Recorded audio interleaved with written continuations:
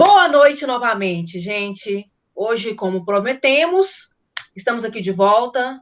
Eu acho que depois de todos esses encontros, vocês terão a célula preferida de vocês, uma célula para chamar de sua.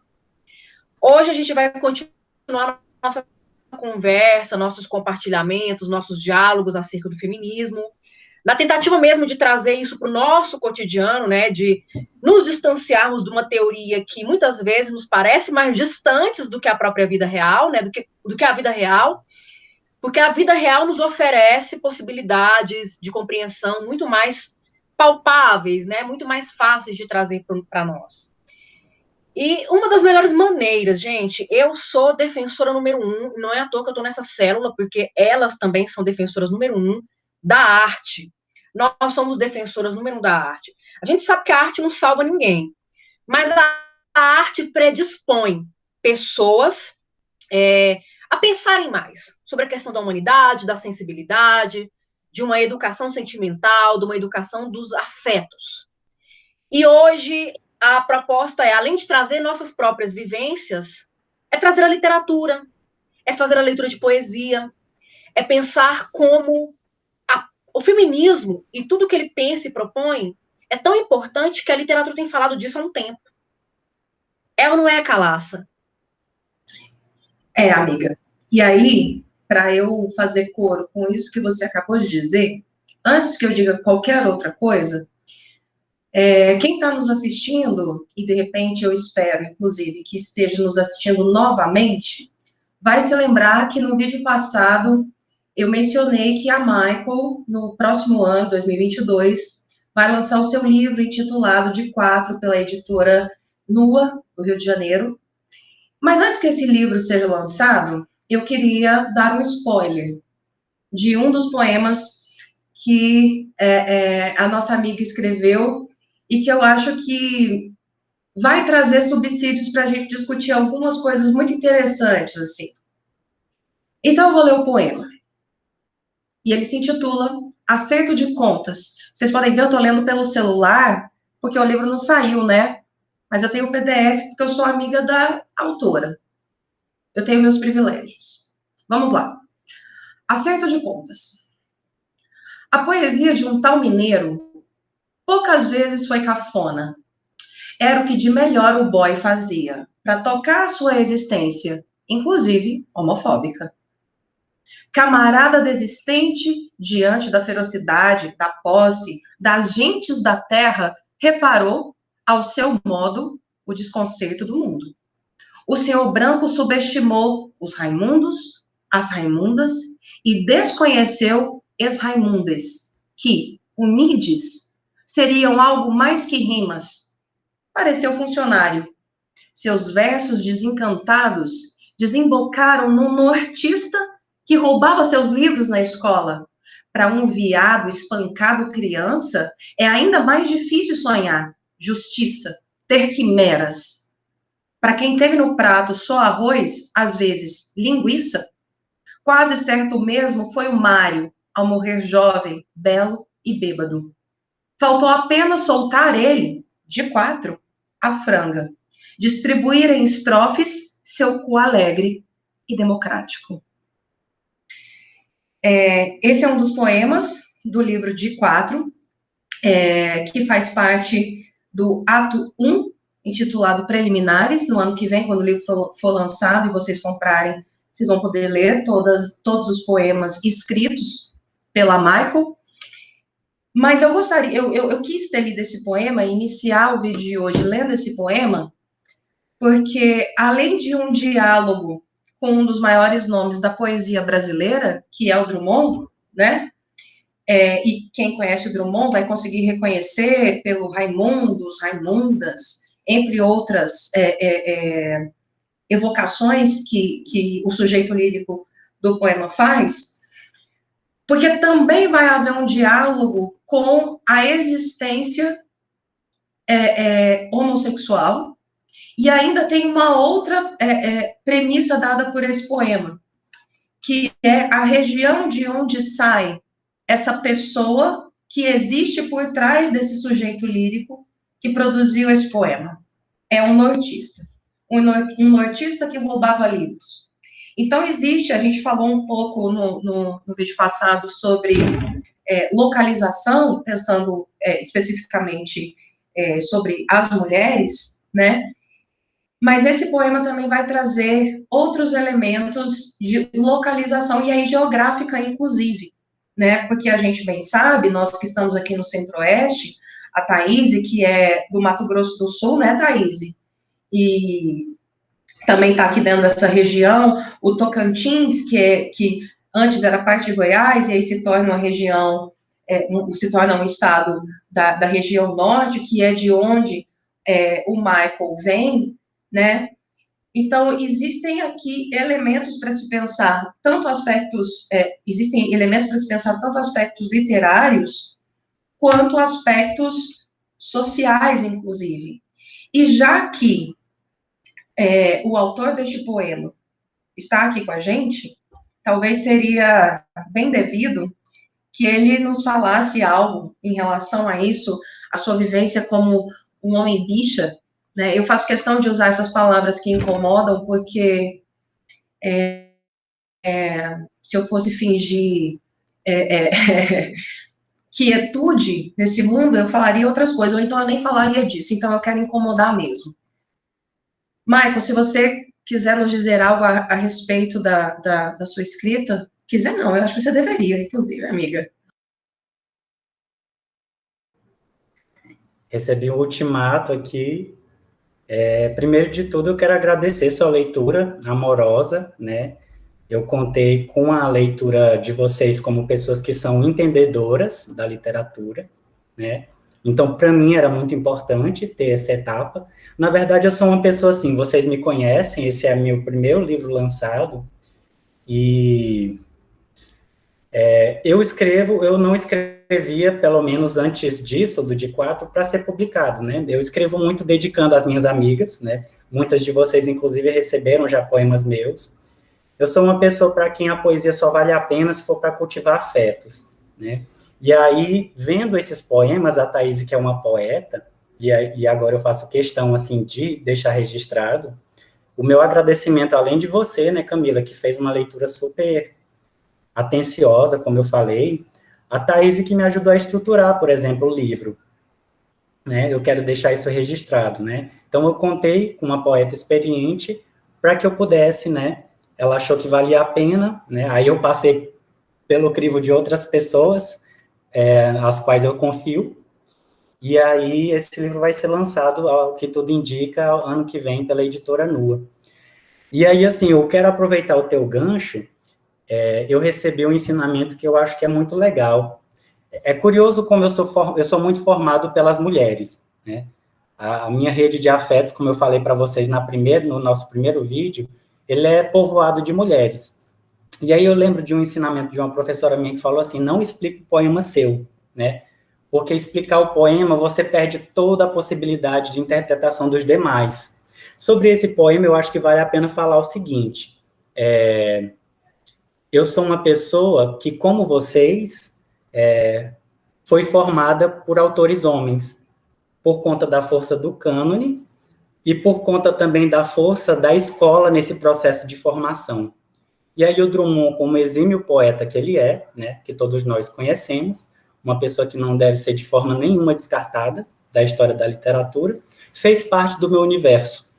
Esse poema, inclusive, tem dados autobiográficos. Eu era uma pessoa que, como muitas pessoas, não tinha dinheiro para comprar livro, né? E vocês vão se reconhecer nesse lugar. E aí eu lembro de uma oportunidade que era a seguinte, eu ia muito para a biblioteca, até por conta de eu ser uma pessoa rechaçada, eu era um rapaz muito afeminado, então eu quase não tinha amigos na escola, eu passava muito tempo na biblioteca. E aí a bibliotecária ficava me oferecendo livros. Numa dessas compras de livro da escola, eles tiveram que deixar alguns livros escondidos, porque, por engano, a escola tinha comprado com dinheiro que não era devido à compra de livros. Então, esses livros não podiam ficar expostos. Aí, o que a bibliotecária fez? Isso eu lembro até hoje. Ela falou assim, olha, a gente tem alguns livros e você pode ficar o tanto de tempo que você quiser. Um desses livros foi aquela antologia do Drummond, organizada por ele próprio, né? E por isso que ele é um dos poetas que me formam. E aí, na idade adulta, como uma pessoa formada, lendo Drummond, assim, gostando da literatura através dele, muito também, né, e dos modernistas de um modo geral, que a gente lê muito na escola, eu fiquei com o livro, né, até hoje eu tenho esse livro. E aí, na minha idade adulta, eu descobri que o Drummond, ele, em algumas oportunidades, se eu não me engano, duas, ele soltou umas declarações homofóbicas, né, o que me desapontou muito de um intelectual, né. Inclusive, o Drummond tem fala super em defesa das mulheres. Eu assisti um documentário sobre ele, que ele levanta muito essa bandeira da igualdade salarial.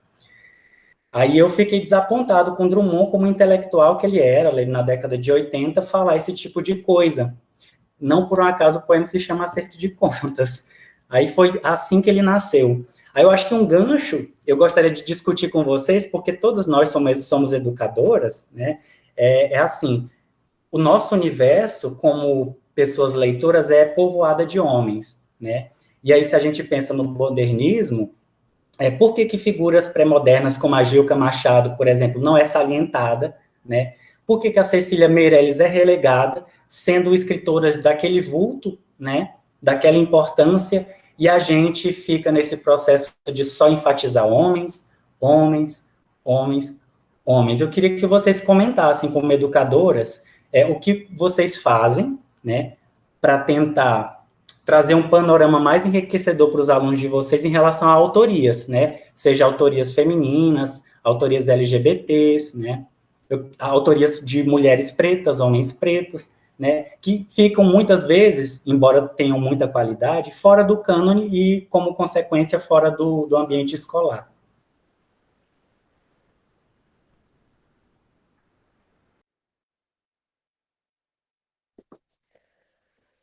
Bom, puxando aí, né, um gancho de todas as falas, da leitura que a Camila fez, e do início, da fala inicial da Elis em relação à arte de uma maneira mais geral, eu gosto sempre de pensar nesse papel da arte, né, de nos colocar diante de muitas realidades, das artes de uma maneira geral. E como, por tratar da realidade, né, e de criar outras realidades, a gente se encontra diante de uma série de questões, né, que são históricas, que são sociais, né, como a luta das mulheres, a luta das pessoas LGBTs, a luta do povo preto, né? Então eu queria falar de algumas coisas, lembrar algumas coisas aqui. Eu fiquei pensando no cinema, porque o cinema é uma arte que parece que está mais próxima, né? Porque você pode assistir a um filme na televisão, hoje com esses Netflix, né? As possibilidades são muitas de acessar. E me parece também ser mais popular, né? E aí eu fiquei lembrando, eu lembrei e eu queria citar aqui para fazer a minha fala de três filmes que eu lembrei. Eu assisti um filme chamado Olhos Grandes, em que uma pintora, ela acaba deixando os quadros, as pinturas que ela faz, para serem assinadas pelo marido. Porque não teria sucesso sendo assinado por uma mulher. Ou melhor, as mulheres não podiam, não podiam fazer, e se fizessem, não seriam abraçadas, não seriam vistas, não seriam reconhecidas. Então, o que ela faz? Ela pinta, e quem assina os quadros é o marido. Tem um outro que eu assisti mais recentemente, chamado Colette, em que a autora, inclusive, é um filme, né, que conta a história mesmo de uma autora e tudo, que viveu, enfim. Essa Colette escrevia e era trancada pelo marido, que era quem assinava os livros, então quem tinha o reconhecimento pelas obras dela era ele. E o mais recente, que até não lembro o ano, não vou lembrar o ano, mas chamado A Esposa. E aí é ficcional a história de um homem que vai receber o prêmio Nobel. No entanto, toda a obra dele, toda a extensão da obra dele foi escrita pela esposa. Então, ele recebe o Nobel, né, um grande prêmio, um grande reconhecimento, né, o Nobel da Literatura, por obras que foram escritas pela mulher. E a gente discute o quê? O que a gente vê ali? Né? Assim como livros, a literatura também vai dar conta disso. Em várias áreas de trabalho, e aí considerando a literatura, né, como a produção artística, que é o trabalho, né, as mulheres não podiam. E se ousavam a fazer, não tinham reconhecimento. Tem até uma cena que eu gosto de lembrar desse filme A Esposa, em que uma autora, conversando com outra, ela pega um livro da estante, abre o livro e o livro faz um som. E aí ela pergunta, você reconhece esse som? É o som de um livro que nunca foi aberto. Isso é muito triste para uma autora. Para um autor, o autor ele escreve para ser lido. Então, para as mulheres, por muito tempo, em muitas áreas, né, muitas profissões, como na literatura, esse espaço foi negado, e quando foi permitido, não houve reconhecimento, e é por essa razão, né, que o cânone da literatura ele é masculino. E aí, quando a Camila faz a leitura, né, do acerto de contas que o Michael resolve fazer com esse grande poeta, que acredito que acaba formando muitos escritores, né, o Drummond, ele vai acertar contas com esse autor canonizado. E eu estou caminhando com a discussão para esse lugar, né, estabelecer essa relação da luta da mulher, da luta do gay, do homossexual, que precisa estar o tempo todo tentando alcançar um lugar. Né? E aí falo como autora, como poeta, né? Eu quero ser lida, e eu não quero ser questionada por ser mulher. Quero que esteja presente na minha escrita a minha subjetividade e a minha subjetividade como mulher. E quero ser respeitada dessa maneira. Então, o que eu faço, né? Agora, o Michael perguntou, né? Vocês como educadores, o que eu faço dentro de sala de aula é fazer coletânea de poemas de autoria feminina, selecionar obras de autoria feminina, porque sim, você está lendo e levando para os seus alunos apenas porque é mulher? Não, porque tem qualidade. Só que essa qualidade não foi observada, as obras, as autoras foram deixadas de lado por serem mulheres, como aconteceu com autores negros, autoras negras, como acontece com autores LGBT. E eu gostaria que a Calácia falasse mais um pouco ela fez uma belíssima leitura do poema do Michael, né? Mas falasse também como pesquisador, alguém que pesquisa a literatura de autoria feminina, que falasse um pouco para a gente da sua experiência com a autoria feminina, com a subjetividade feminina. Se você pudesse compartilhar um pouco com a gente.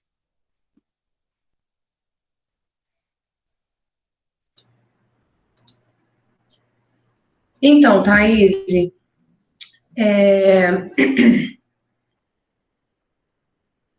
Atualmente, na verdade, embora a minha formação ela seja predominantemente na literatura, a minha atuação profissional ela tem sido durante um longo período na parte de produção textual, que no ensino médio, por exemplo, a gente chama de redação, né?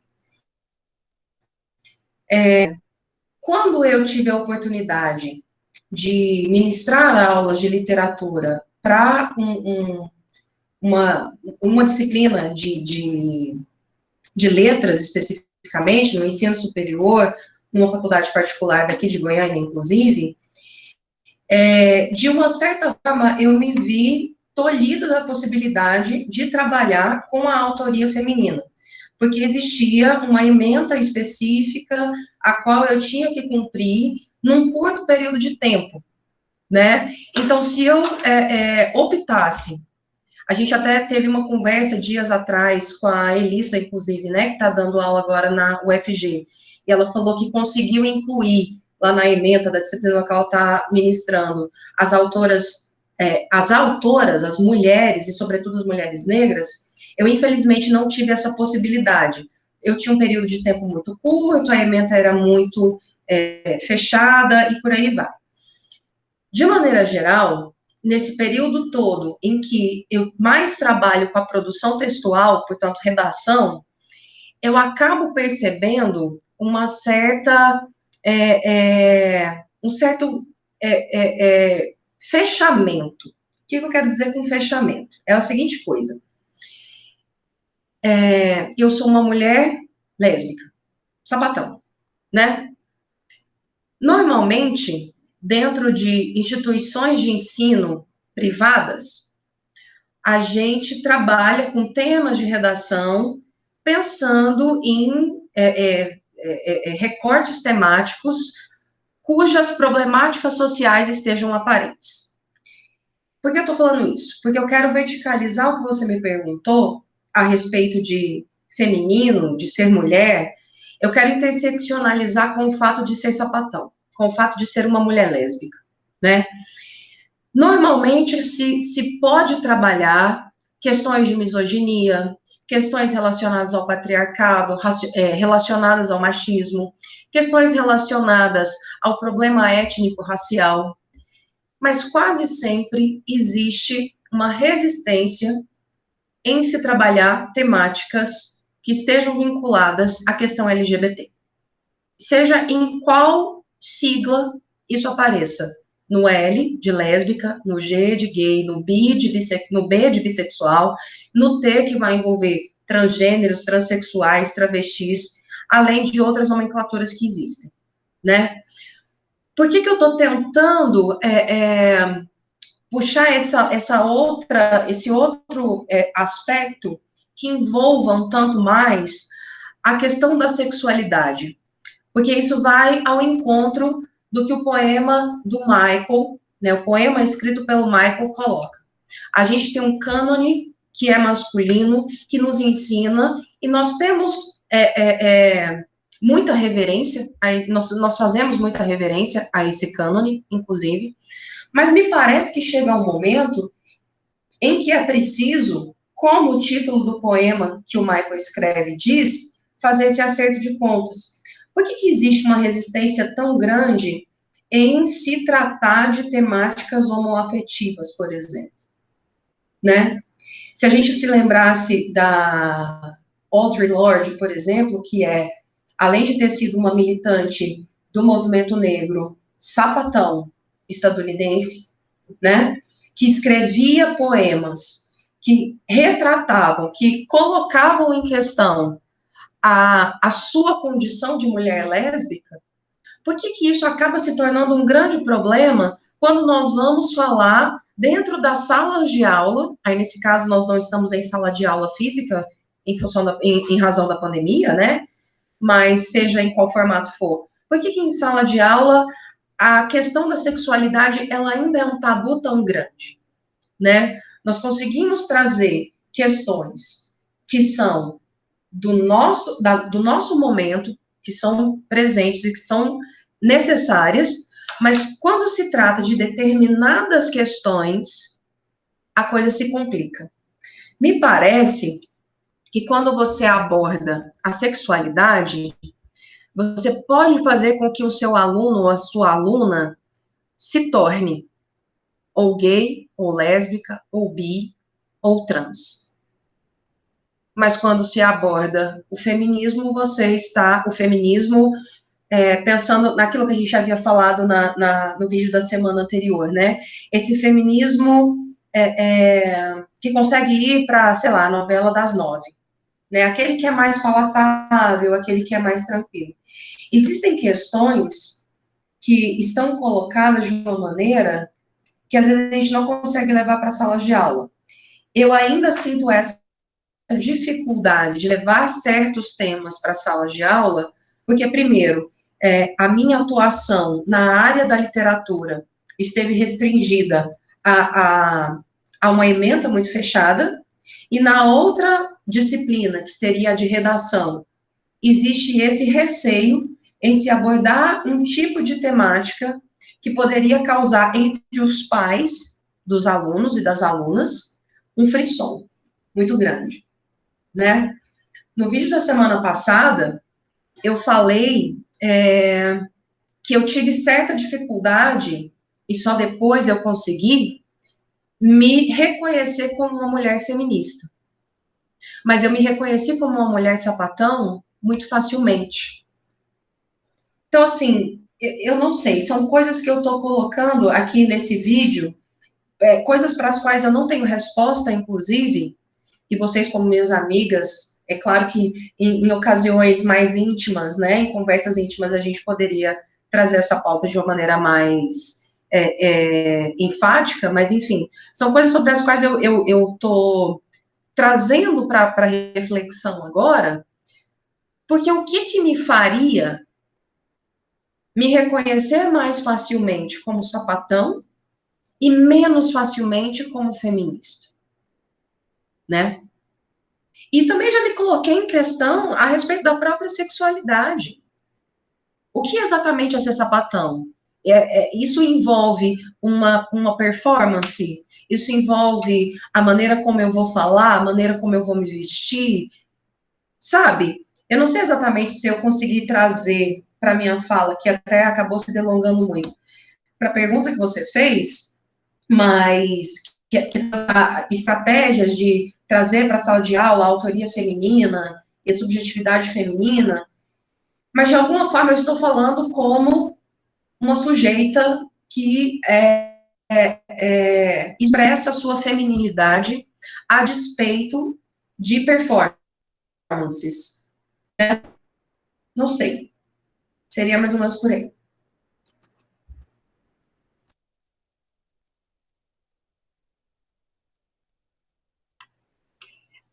Eu acho que eu vou falar, como eu também sou professora, né? E eu atuo em lugares diferentes, né? Lugares da educação diferentes, né? Eu trabalho no ensino superior, trabalho no ensino médio. E eu acho que eu posso falar um pouco de como eu tento, né? Resistir a esse movimento mesmo de silenciamento, de violentação que é feito, né? Primeira coisa, é óbvio que eu sou feminista, não tem como negar isso, né? Eu achei tão legal que um dia eu tive uma conversa com um colega de trabalho e ele falou assim, Elissa, você nem precisa usar esse termo, a gente bate o olho em você e vê. E eu fiquei tão satisfeita de ser reconhecida assim. Por quê? Porque eu estou sempre tentando conversar com todos, ouvir a todos e falar com todos. Todos e todas, né? Minhas colegas, meus colegas, minhas alunas, meus alunos. Normalmente eu tento fazer isso em sala de aula também. No dia a dia, no cotidiano, dependendo da situação, eu não tenho mais paciência, né? Se de repente eu me deparo com um homem que tem a mesma idade que eu, né? 35 anos, e ele fala, mas você precisa me ensinar. Eu não tenho muita paciência, porque o cara teve mais oportunidades e privilégios que eu, e se ele não teve a iniciativa de procurar, eu não tenho que ficar pegando na mão, segurando. mas eu tenho um compromisso ético com a sociedade, né? Eu acredito muito nisso. Eu acredito que de onde eu vim, jamais eu teria oportunidade de ter a formação que eu tive, de ter esse tanto de livros que eu tenho, se não fosse o povo brasileiro oferecendo para mim uma educação gratuita, pública e de qualidade. Aqui eu tive acesso e que ainda tenho, porque eu sou uma doutoranda e não pago um centavo por isso para a instituição, pago impostos. E vocês também pagam, vocês que estão aqui comigo e vocês que estão me assistindo, impostos a esses investimentos. Se eu tivesse que pagar por uma pós-graduação 3, 4 mil reais mensais, eu não ia ter condições. Definitivamente. Mesmo tendo saído da miséria que saí, estando um pouquinho melhor, não teria condições. Então, eu sinto que eu tenho esse compromisso ético, né? Parece que ser professor é mesmo que ter um compromisso ético com a sociedade. A gente sofre, o povo fala, vai colocar professor na prioridade de vacinação, mas professor não é melhor do que ninguém. A gente se incomoda com isso, porque a gente sabe o que a gente está enfrentando, a gente já sabe quantos colegas nós perdemos, e mesmo assim a gente continua tentando. E eu tento propor essa reflexão, Thaís, né, que você levantou essa pergunta, eu tento propor essa reflexão a partir das escolhas que faço. Eu lembro, assim, que mais ou menos há 8 anos, eu ficava no cânone. Eu achava que o cânone era jogo ganho. O cânone é jogo ganho, tem a análise pronta, né? O cânone já tem uma fortuna crítica canonizada. Então é muito fácil, sabe? Mesmo que o aluno odeie Machado de Assis, mesmo que ele odeie Graciliano Ramos, mesmo que ele não entenda nada de Guimarães Rosa, é muito difícil contestar esses caras, porque já estão estabelecidos. E muitas vezes esses caras não comunicam com essa gente. Que às vezes podem ser alunos que vêm de uma classe social privilegiada, mas estão numa juventude que não é ouvida, que estão num lugar familiar que ainda não é ouvido. Então, eles sabem enfrentar, de certa forma, alguns cerceamentos. O que eu tenho feito ultimamente? Eu não quero bater de frente com o cânone, porque eu ainda não estou pronta para bater de frente com todo o cânone. Eu já consigo bater de frente com parte do cânone e consigo fazer os devidos remanejamentos, né? Já sei reconhecer quem é pioneiro de verdade, quem é pioneira de verdade e quem não é pioneiro de verdade, né? No caso da literatura infantil juvenil, por exemplo, não é o Monteiro Lobato o pioneiro, é a Júlia Lopes de Almeida a pioneira na nossa literatura brasileira, né? Então, com esse cânone eu já consigo brigar nesses aspectos, nesses pontos aí. Mas nem todos dá para brigar ainda. Então, o que eu faço? Às vezes eu tento negociar, porque o combinado não sai caro. E foi o que a Calassa citou, né, que a gente conversou no grupo recentemente, com o que eu tenho feito com uma disciplina lá na Universidade Federal, que é a disciplina de romance brasileiro, né? A gente pensa o romance brasileiro, e desde então a ementa contempla basicamente 6 grandes autores, 5 grandes autores e uma autora. José de Alencar, Machado de Assis, Mário de Andrade, Graciliano Ramos, Guimarães Rosa e a Clarice Lispector. Esses são os grandes nomes que aparecem nessa disciplina como romancistas. E aí, o que eu fiz? Eu fiz uma coisa maluca, né? Porque a gente está no ensino remoto emergencial, a coisa muito, muito caótica, muito, muito corrida, e eu acrescentei mais 4 romances. E eu só acrescentei 4, eu não acrescentei mais 6, porque eu não quis ser louca demais. Eu acrescentei mais 4. Eu acrescentei Maria Firmina dos Reis, acrescentei Emília Freitas, Júlia Lopes de Almeida e Ruth Guimarães. Ruth Guimarães, inclusive, é uma autora que, em qualidade estética, em elaboração artística, literária, não perde para Mário de Andrade e Guimarães Rosa, não perde para Macunaíma e não perde para Grande Sertão Veredas, com Água Funda. E até então, até mais ou menos 2 anos, eu não sabia que era Ruth Guimarães. Então, se eu não sabia, agora eu descobri, eu ouvi tudo que é grandiosa, eu não acho justo com as gerações vindouras que elas não saibam. Elas precisam saber. Elas merecem saber que existiu uma mulher que era uma espécie de mentora do Guimarães, praticamente. De tão grandiosa que ela é na questão do realismo mágico, do superrealismo, né, que é o Antônio Cândido que usa esse termo. Enfim, já no ensino médio, a gente precisa ter um pouco mais de tato, como a própria Calassa disse, porque a gente precisa passar muito pelo filtro da família, e a família, às vezes, não consegue ter a mesma consciência para receber uma obra como o próprio adolescente. O adolescente, às vezes, recebe a obra de bom grado, Eu já adotei contos eróticos do Inácio Loyola Brandão em uma turma, o aluno amou, a mãe dele leu e ficou furiosa, ficou bravíssima. Ele fez a defesa. A mãe não chegou na escola para me questionar, porque ele fez a defesa. Mãe, é relevante por isso, por isso, por isso. E eu sou isso aqui. Na hora que ele bateu a mão, falou, eu sou isso aqui, aí ela viu que tinha outra questão para resolver. A questão do erotismo, do homoerotismo, né? Então, o que eu faço?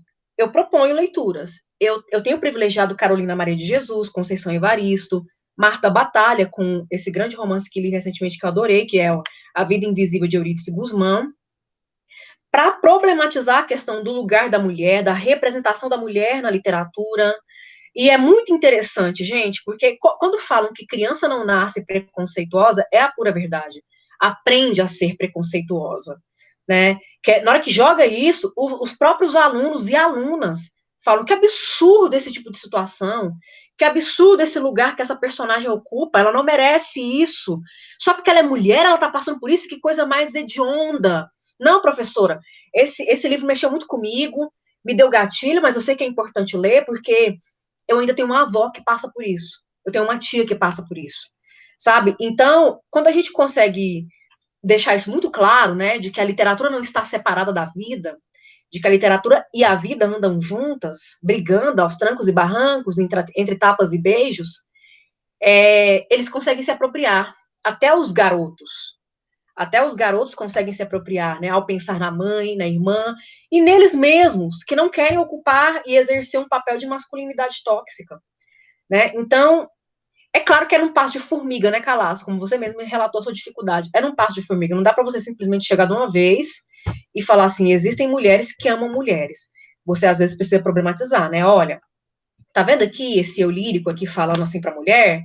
Olha, tá no século XVI. Você acha que é um homem ou uma mulher falando? Ah, é um homem, professora. Por que você acha que é um homem falando? Ah, porque Idade Média, né? Comecinho de Renascimento, mulher falar assim de mulher seria uma coisa muito difícil de se ver. Aí tá a sacada. Isso tem hoje, não tem? Tem. Tem porque tem mais liberdade. Sempre teve, não teve? Só que antes não tinha liberdade de falar. Isso é humano. É humano. Orientação, subjetividade, devir, são coisas que fazem parte da condição humana. Então, eu sempre tento mostrar para eles que não é só o lugar do homem branco hétero, igual o Werther, do Sofrimento do Jovem Werther, que é humanismo.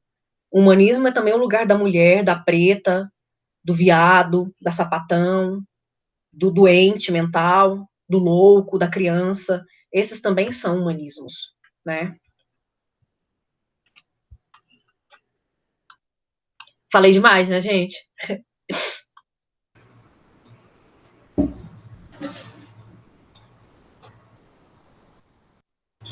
Elissa, eu posso aproveitar o seu gancho e queria, né, me delongar sobre a coisa do currículo, né? Que ele praticamente, e aí a Calassa trouxe a experiência dela muito claramente, a Elissa também, e a Thaís, de alguma maneira achata o nosso trabalho, né?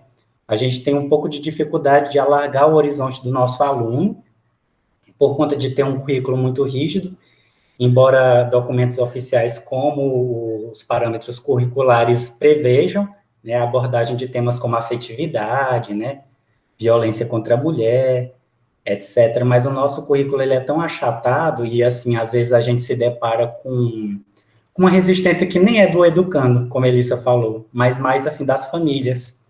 E aí a gente tem essa dificuldade um pouco de trazer, de alargar o horizonte de conhecimento dos nossos alunos. E aí você falou do homoerotismo, né? Eu queria, por exemplo, aproveitar um gancho e falar que, embora esse tema ele esteja desaguando, né, na literatura hoje de uma maneira um pouco mais aberta, né, por conta do nosso tempo, das reivindicações de direito desses grupos, né, politicamente minoritários, não numericamente, como de mulheres negras, homens negros, mulheres LGBTs, né, homens LGBTs, pessoas não binárias, né, que a gente precisa incluir essas pessoas também que estão tendo, felizmente, hoje um pouco mais de voz, conseguem se publicar, muitas vezes de maneira até independente, né, e aí, no entanto, a gente precisa fazer essas moderações para levar esse tipo de literatura para os nossos alunos, tendo em vista a faixa etária, isso é óbvio, né, Claro que a gente não vai levar textos francamente eróticos para aluno de primeiro ano, e isso, né, não se assustem, porque a gente tem formação suficiente para ter critério e saber o que levar para os nossos alunos. Mas uma coisa que não é discutida, por exemplo, nem no ensino superior na letras, é o fato de que o homoerotismo, ele aparece, né, ele aparece desde pelo menos os epigramas gregos, né, da era clássica, até o período bizantino. Por exemplo, se você pega Platão, Platão tem poemas homoeróticos, quem vai fazer aproveitamento, inclusive, de personagens do Platão é o próprio Virgílio Romano, ali em 45 depois de Cristo, né? E aí, na Idade Média, a gente realmente tem um encrudecimento, por conta de uma religiosidade imperante, né? Pelo menos no Ocidente, que é a parte cultural que a gente consegue falar de uma maneira um pouco mais apropriada, porque a gente estuda isso, literatura ocidental, né? E aí tem um encrudecimento, né? O mundo é binarizado de uma maneira muito violenta, né, na Idade Média, e isso vai chegar pelo menos ali nos idos do século XIX. E aí, mas tem trabalhos, né, por exemplo, o Vitor Correia, que é um estudioso lá, é um português estudioso de literatura, ele é um filósofo que estuda literatura, né, bom gosto ele tem, e aí ele vai, por exemplo, fazer um resgate das cantigas, de cantigas eróticas dos cancioneiros medievais do século XI e XII, né? E aí esse livro foi publicado em 2017, se eu não me engano. E assim, o homoerotismo não é em nada novidade, né? O que é novidade é a nossa homofobia, né? A nossa homofobia que se arrasta ali desde o século V depois de Cristo, mais ou menos, até o século XIX, em que isso é muito forte, né? Essa homofobia, um mundo muito binarizado. E aí, por exemplo, a gente fica mais ou menos impedido de trabalhar poetas, como, por exemplo, o Junqueira Freire, né? O Homero Pires, por exemplo, nessa biografia, que ele traz um poema de 1850, em que, pelo que a gente sabe, é o primeiro poeta brasileiro que vai trabalhar de maneira muito escancarada a coisa do homoerotismo de modo positivo, né? Embora, muito curiosamente, ele seja um monge beneditino, né? Ele foi monge beneditino, mas ele escreve esse poema homoerótico, e aí, assim, não é novidade, infelizmente, essa vertente não é contemplada por forças de preconceito, né, e a gente tem muita dificuldade de incluir esse tipo de literatura, enriquecer muitas vezes o panorama dos nossos alunos com isso, infelizmente, mas, assim, eu espero que chegue uma hora em que a gente possa tratar a literatura da forma digna que ela merece, né? Eu acho que é isso, assim, eu estou esperando esse tempo. Eu faço esforços, como vocês, né, de tentar largar, né, porque a gente tem desafios, né, tem o cânone que a gente precisa dominar mesmo, né, e a gente precisa ainda enriquecer o nosso horizonte, desvelar os véus, para descobrir, por exemplo, que muitas escritoras foram pioneiras em muitos momentos, e não escritores, né, embora o cânone fale que são escritores. Aí a gente está nesse processo, né? O que é muito legal é isso que a Elissa falou. Às vezes a gente leva uma literatura, por exemplo, eu tive a oportunidade de trabalhar com a Conceição Evaristo, assim, o quanto ela emociona, né?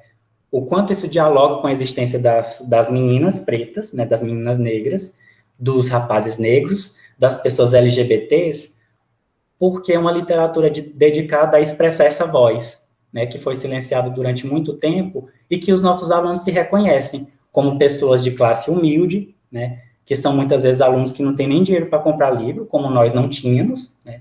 Hoje nós temos porque nós somos trabalhadoras, né, somos trabalhadores, mas muitos dos nossos alunos são alijados do contato com a literatura por conta de que não tem possibilidade de comprar um livro. E aí eu quero até lembrar da coisa da taxação de livro, né, de agora, assim, uma coisa que possivelmente vai ser aprovada e é uma coisa lastimável, né, lastimável, porque há muitas coisas para serem tributadas, por exemplo, grandes fortunas, no entanto, né, eles querem privar a gente do que há de belo, né, quer deixar a gente, assim, eu não sei se pode falar palavrão, né, nessa live, então vou falar limbo, né. Não pode, fala, é para falar.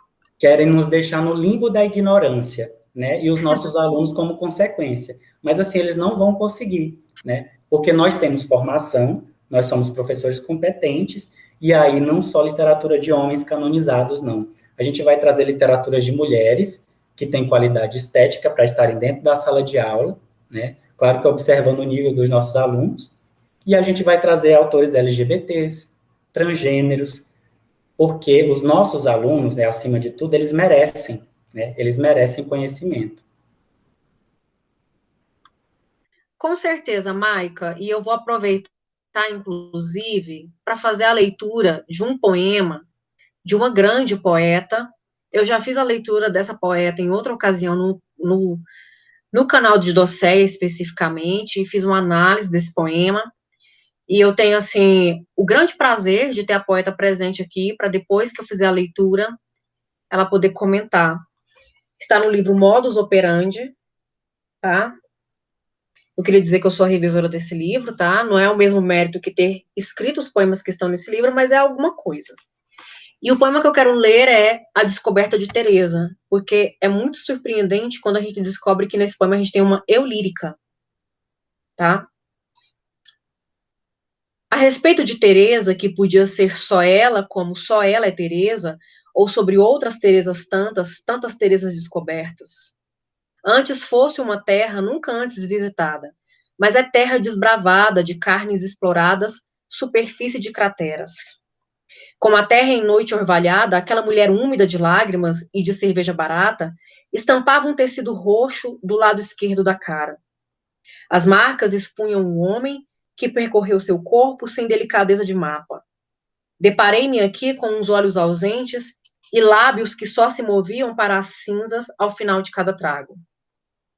A leveza quase injustificável com que enrolava os cabelos, antes escorridos sobre os ombros ossudos de quem desconhece qualquer palavra suave, contrastava o peso com que se recompunha a cada gole. A primeira vez que vi Teresa, descobri meu sexo ambíguo. Meus olhos repletos de quases desenharam sua presença fulminante em minha memória. A pena com que desejo falar o amor, escancarar a vida em palavras, não queria alimentar-se de carnes tão machucadas. Embora falhador, de quem reflete sobre a própria dor diariamente, jamais alcançarei as feridas cultivadas na extensão de sua alma. Teresa descoberta, quiçá um dia revisitada. Ao raiar da luz opaca da madrugada, antes mesmo que eu pudesse alcançá-la, levantou-se. Apagou o cigarro na ponta do salto, desceu a rua, embalada no trote de sua saia, e sumiu-se noites e dias adentro na rotina dos filhos, do marido, da casa. Esse poema é de Thaís Monteiro, tá, gente? Esse aqui é poema de Thaís Monteiro. Eu falei para vocês que era uma grande poeta, lá na primeira live. Inclusive, eu vou colocar o card aqui para você, para quem não viu, ver a primeira, tá? Premiada, tá? Foi premiada pelo Extinto Mink. Olha a honra dessa mulher. É uma mulher que não tem nem 40 anos de idade. E é uma mulher que ressignificou dentro da sua própria poesia a representação e a autorrepresentação da sujeita, do lugar da feminilidade. Uma voz que sempre se amparou pelo masculino. Ao longo dos séculos, mulheres sempre precisaram pedir chancela para o pai, para o marido, para o filho. Agora as mulheres não precisam mais. Vai tropeçar, vai encontrar contradição, vai encontrar ambiguidade, mas a gente segue, né? Não é, Michael? É difícil falar depois de um poema assim emocionante, né? A gente precisa recobrar um pouco assim o estado de normalidade da gente. Mas eu tenho uma pergunta para fazer para a Thaís, né? Enquanto poeta, eu tenho certeza que muitas pessoas que estão nos assistindo, elas certamente escrevem ou rascunham coisas, pretendem assim o exercício da escrita literária, né? Eu tenho certeza, né? Que acompanhantes do canal de Docéia, as pessoas que vão assistir esse vídeo, algumas também, fazem esse tipo de exercício, que é muito gostoso, né, e difícil. Em relação à escrita do D4, eu tive uma conversa com o Jamerson, que é um drama que eu tenho como escritor LGBT, né, como poeta LGBT. E aí eu queria saber de ti se você sente esse drama, né, como mulher, né, primeira coisa, né? Eu até retomei a conversa aqui porque eu sou meio desconexo, né? Eu salto, vocês vão perceber que eu salto de uma coisa para outra. Eu falei assim para o Jamerson, né? Você, como LGBT poeta e como mulher poeta, se você recorre à tradição, né, o cânone, de maneira que você não ressignifica esse cânone, você só reverencia, você é tido como um autor e uma autora servil, né? Você é servil à tradição, é como se você batesse continência. Nós somos vistos assim, né? A segunda coisa, né? E se você estremece a tradição, né? Se você propõe uma leitura da tradição que seja sua, você, como mulher e LGBT poeta e escritor, você é tido como uma pessoa que não entendeu direito o cânone, né? Então, as pessoas interpretam a gente como se nós estivéssemos ressignificando o cânone porque a gente não entendeu, né? As pessoas pressupõem isso, né?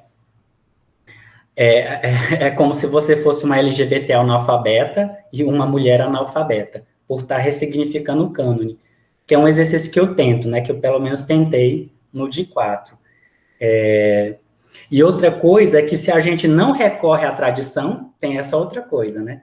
Se nós, como mulheres, como LGBTs, como pessoas, né, marginalizadas, se a gente não recorre à tradição, a gente é tido como pessoa indigna da escrita literária. Por exemplo, aí eu penso nos slams, né? Poetas de slams, nos nossos próprios alunos escrevendo, por exemplo. Se eles não dialogam com a tradição, eles são pessoas indignas da escrita literária. É como se a escrita literária tivesse uma chancela. Só um grupo seleto de pessoas pode escrever literatura, né? Eu queria perguntar para ti se você sente isso, essa necessidade de uma chancela, né? E como você trabalha nesse campo movediço, né? Nesse terreno movediço. Porque você é doutor em literatura, como nós estamos concluindo agora o doutorado, eu, Camila e Elissa, mas você já é. Então, eu tenho certeza, né, que você em algum momento sentiu esse peso da tradição, porque você é uma mulher escrevendo, né? Você não é um homem branco, hétero, né? Não é paulista, né? Você é do Rio Grande, você não é do Rio de Janeiro, né? E aí eu queria saber como é que você sente isso e como é que você lida com isso na tua escrita literária. E outra coisa, eu não sei se eu fiquei, é porque eu fico falando, mas como você lida nos exercícios de escrita dos teus alunos, né? Se você tem uma relação de podá-los em relação à tradição. Acho que são duas perguntas, não sei se ficou claro.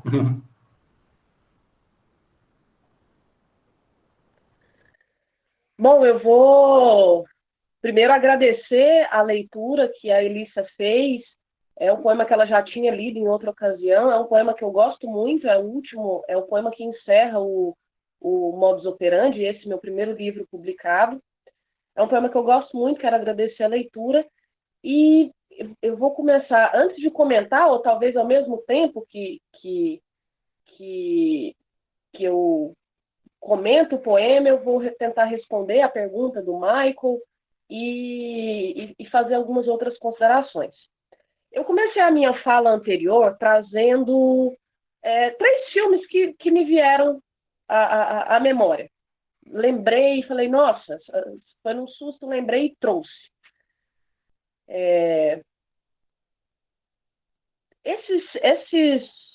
Esses filmes, né, essas histórias,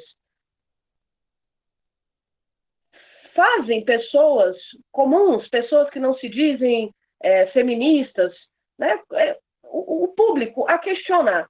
Bom, eu disse, né, os 3 filmes que eu citei são mulheres que produzem obras de arte e que são assinadas pelos maridos, pelos homens que as acompanham, né?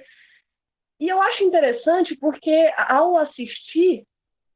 ver essas histórias, a gente se pergunta, e qualquer pessoa minimamente justa, vamos falar então de justiça, né? Mas por que ela não escreve? Bom, será que houve uma divisão social do trabalho? Será que houve uma divisão na sociedade que fez com que haja lugares, papéis que devem ser desenvolvidos pelos homens e papéis que devem ser desenvolvidos pelas mulheres. Então, será que a mulher tinha que ficar cuidando do filho, cuidando da casa? E não estou dizendo que a mulher não deva cuidar do filho ou da casa, assim como o marido, o homem também deve cuidar do filho, da casa. Né? Não estou dizendo que não deva. Mas outros papéis foram negados às mulheres. Né? Então, não é só uma questão, então por que ela não escrevia? E se escrevia, por que ela não assinava? Por que ela não publicava? Ora, porque, primeiro, as editoras, é um sistema tão grande de coisa, envolve tanta coisa, né, que envolve recepção, envolve editoras. Então, se ela escreve que ela está exercendo um papel que não era dela, né, e eu não estou falando, gente, de 500 anos atrás, né, eu não estou falando eu estou falando de uma academia, eu gosto sempre de lembrar, porque isso me indigna muito, de uma academia de letras que há poucas décadas não aceitava mulheres, que tinha que seguir um modelo francês. O modelo francês não tem mulher, então a gente não vai ter mulher. Eu estou falando, gente, do século XX. É século XX, não aceitar mulheres. Então eu não estou dizendo assim, é um exagero. Não, mulheres não podiam estar em determinados lugares, exercer determinadas funções, determinados papéis e executar determinados trabalhos. Né? Então, se ela escrevia, quem vai publicar? Não era interesse das editoras publicar. E se publica, quem vai ler? Há um interesse em ler o que a mulher escreve? Não, é escrito por mulher, não, então ela deve estar falando de cozinha, de fogão, de sofrimentozinho amoroso. Entendem o que eu estou dizendo? Então, eu volto a esses filmes que eu mencionei, porque o Michael fala em chancela, né? Ele me pergunta, ele fala numa chancela. Isso é claro, é evidente.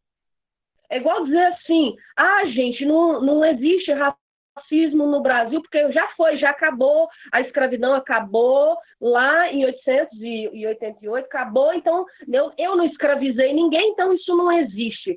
Ora, as coisas ecoam na nossa história, né? Então, o que acontece então, hoje, então, a mulher pode estar em qualquer lugar, então ela vai estar? Opa, peraí. Até pouco tempo, nós tínhamos um sujeito político que hoje está na presidência da República, outro dia dizendo que mulher tinha que ganhar menos porque engravida.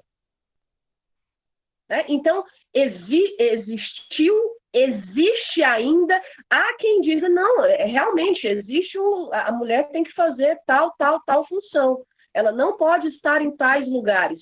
E quando está, ela é remunerada de forma diferente, né? O valor que é dado ao trabalho dela é diferente.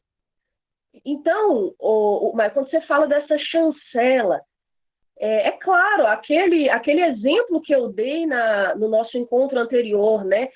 Imagina, eu, uma adolescente, que só tinha acesso à literatura por meio do livro didático. Né? Eu não tinha um livro de poemas em casa. Os poemas que eu lia eram o que tinha no livro didático. E os poemas do livro didático são de autores homens, de eu lírico masculino. Então, para mim, aquilo era um modelo, aquilo era um padrão. Inclusive, se eu fizesse diferente, eu achava que estava errado. E eu vejo alunos que querem escrever, né, que fazem reverência ao cânone. E acho que a gente não deve negar, jogar fora o cânone de maneira alguma. Acho que nenhum de nós disse isso aqui, né? Mas, Michael, como é difícil assim, encontrar a própria voz quando estão o tempo todo dizendo como a gente deve falar, como a gente deve se portar, como a gente deve sentar, não é? Então, esse poema que a Elissa leu, primeiro que eu faço uma referência a Teresa, né? Esse nome que acaba sendo a amada de outros,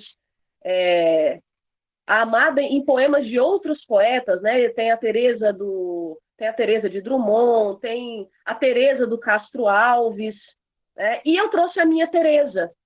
E eu, por ser mulher, eu não posso amar Teresa. E eu, por ser mulher, não posso, de alguma maneira, despertar um olhar diferente para alguma Teresa. E eu falo, Teresa é o nome dessa figura, mas eu falo, e outras Teresas tantas. Porque essa Teresa do poema, como outras tantas, ela sofre violência. Então, veja a releitura que eu faço, né? Eu estou falando de amor no poema, sim. Inclusive, eu falo de um amor ambíguo, porque desperta um olhar diferente, né? Essa lírica que é mulher e que vê outra mulher e que sente um sexo ambíguo, sente uma coisa diferente, sente um outro sentimento de desejo, ou sei lá o quê. Mas, ao mesmo tempo, eu não deixei de trazer uma Teresa, uma mulher que está machucada, que foi ferida.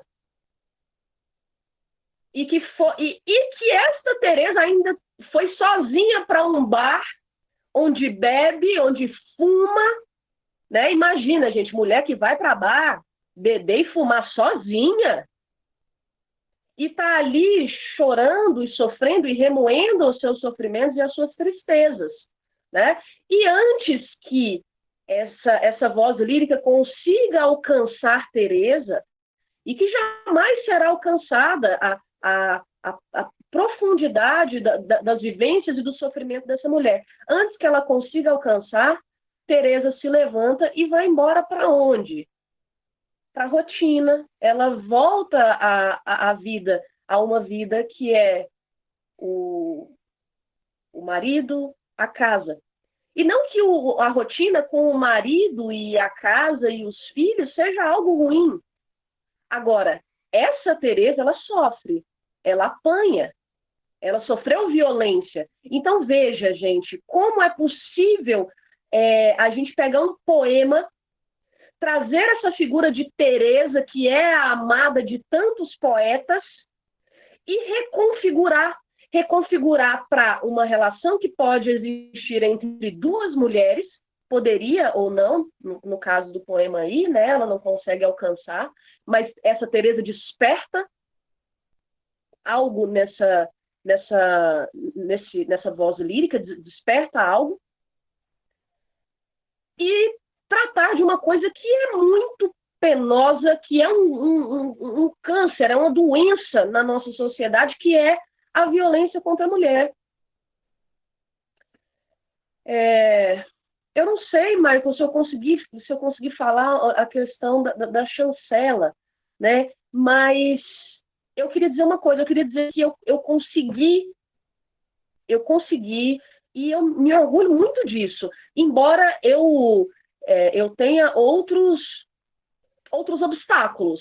Há outros obstáculos, né? Há um obstáculo de quem vai ler, quem vai me aprovar, será que a academia, será que o crítico? Eu tenho outros obstáculos que eu estou conseguindo aos poucos. Ora, eu quero escrever, eu vou escrever do jeito que eu quero escrever, como eu quero escrever, da forma que eu quero escrever e sobre o que eu quero escrever.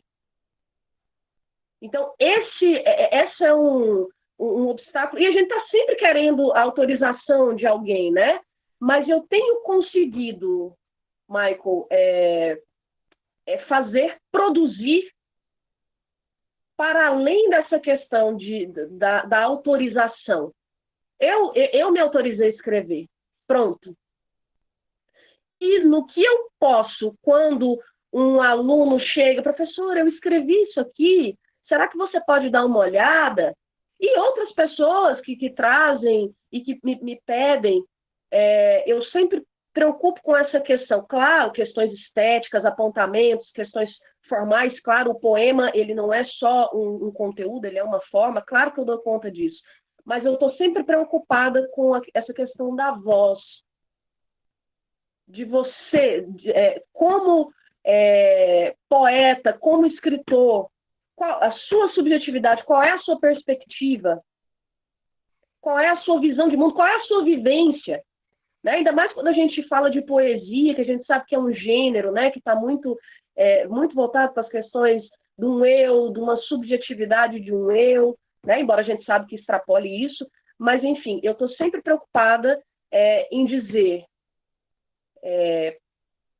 você está autorizado, faça, escreva o que quiser, tenha cuidado com isso, mas escreva o que quiser, do lugar de onde você veio e de quem você é.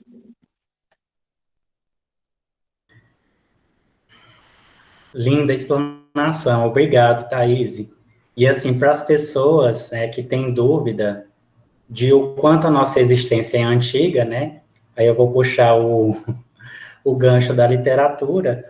Por exemplo, o José Paulo Paes tem esse livro, né, Antologia Palatina Grega, em que ele vai reunir poetas que tratam do homoerotismo masculino desde o período clássico grego, né, até o período bizantino, e aí tem Platão, tem Estratão de Sardes. Quem quiser ler também mais poesia, tem esse aqui do Gontijo Flores, em que eles traduzem poetas romanos, né? E aí a gente vai ter Virgílio, Catulo, né? Isso é coisa de 45 a.C., né? E para quem tem dúvida, né, e que fala que a Bíblia é um livro que essa questão não aparece, né? Eu acho que as pessoas precisam ler primeiro e segundo Samuel, né? Se atentar à relação de Davi com Jonatas, por exemplo. Então, em vez de se apegar ao ódio, né, se apegue ao amor, né? Permita as outras existências, porque nós existimos desde que o ser humano é ser humano. Eu não sei se está na hora de terminar esse vídeo, mas no final eu queria ler o poema ao qual eu me referi, do Junqueira Freire, do século XIX, um poema de 1850, de um monge beneditino. Eu queria ler ele.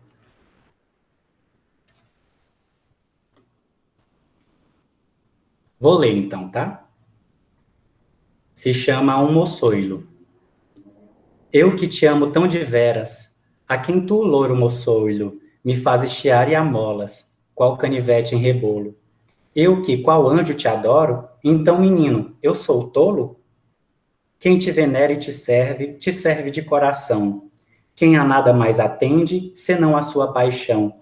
Quem sustém por ti a vida, tolo não pode ser não. Quem te olhando a áurea face, lá se queda enamorado, te olhando os olhos ferventes, permanece endeusado. Esse que chamas de tolo, esse sim vai enganado. Quem tanto por um só perde, que a ninguém quer antepô-lo, que vê-lo só quer num trono só de ouro pô-lo. Esse que tolo xinga, esse sim, esse que é tolo. Quem em ver seu queixinho bipartido se mantém, quem embebido em seu todo, horas, dias gastos tem. Quem no cárcere do corpo, a alma por ele sustém. Avança o axioma certo, que esse não é tolo não, que esse ama angelicamente, fora da contagião, que esse que chamam de tolo, esse sim é toleirão. Século XIX.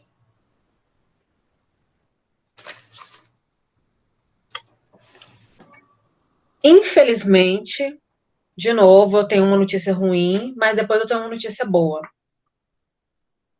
Pelo nosso tempo, eu vou parar aqui. Até porque se deixar a gente lendo poesia, lendo literatura, a gente vai ficar a noite inteira. A gente esquece da hora. Eu precisei ser lembrada que tem um tempo, um cronograma a ser cumprido dentro do projeto e tudo mais, porque se deixar, vai. Eu separei aqui, ó. Eu separei mais 2 que eu não consegui ler. Mas que eu pretendo ler na próxima aula, porque a próxima aula, ó, a professora aqui, gente, no nosso próximo vídeo, porque afinal de contas, eu acho que a gente fala da nossa vida, mas a arte não está separada da vida e vem e fala também com a gente e pra gente, pela gente, né? Eu acho que a leitura que fiz do poema da Thaís, o comentário dela, a leitura que Calassa fez do poema de Maica e o comentário que Maica fez, e a leitura de poema que Maica fez, Eu acho que isso tudo já dá um panorama para a gente de como a literatura não está separada da vida. Porque essa literatura comunica com partes nossas que muitas vezes a gente não está naquela vivência, mas a gente entende, a gente compreende. E ao compreender, significa que comunicou com algo dentro da gente. Então, no nosso próximo vídeo, que será na próxima sexta-feira, às 20 horas novamente, que eu sei que vocês estão ansiosos e ansiosas para ver, porque nós estamos ansiosos e ansiosas para fazer, porque se depender, a gente fica aqui a noite inteira. A gente vai retomar a questão da literatura, da arte, da representação dessas vozes silenciadas na literatura e da autorrepresentação dessas vozes silenciadas na literatura. Porque houve um tempo em que falavam por essas vozes de forma estereotipada e previsível. Mas depois chega um novo tempo em que essas vozes vão falar por si só e a gente percebe que não dá para colocar ninguém em caixinhas. Porque cada um é cada um, gente. Cada qual é cada qual. E é preciso respeitar isso. É preciso respeitar a vida. É preciso respeitar a existência. É preciso respeitar as identidades. Tá? Então é isso. Eu quero agradecer novamente a presença dessas pessoas tão maravilhosas que eu amo, que me ensinam e que são de uma inteligência assim que eu fico embasbacada. Eu fico ouvindo essas pessoas falarem e eu vou ficando com a boca aberta. Alunas e alunos de professora Elissa, vocês já sabem agora quem é que inspira Elissa. Quem inspira Elissa? É um grupo muito lindo. E Calaça, Maica e Thaís estão nesse grupo, porque eu amo essas pessoas, são minha célula. Esse povo é a minha congregação. Eu amo essas pessoas. E eu quero que vocês encontrem na vida de vocês um sentido, como eu encontrei. Beijos. Beijos. Boa noite.